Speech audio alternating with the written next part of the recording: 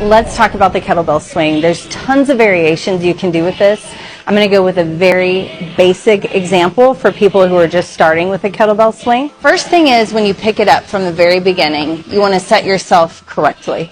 So I'm going to hinge at my hips, put the weight in my heels, get the weight, and then we start just a nice swing. Your shoulders are back, so you don't arch forward.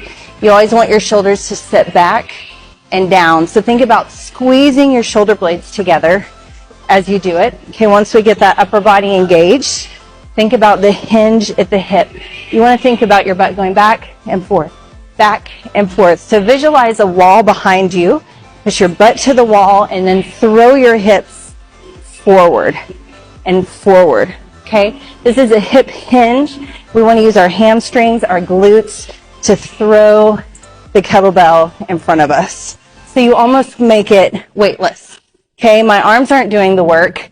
It's all in my hips, my glutes, and my posterior chain. If we go a little bit heavier, it's going to look a little bit different. So heavier weight. Again, I'm in my heels, sit it back and throw. So now I really have to throw my weight forward, lock and brace my core as tight as I can.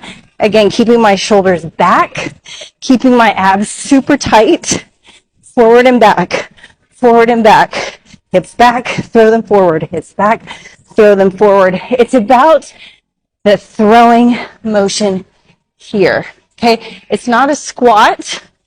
It's not a squat movement. It's a hinge back and forward, back and forward. I hope that helps.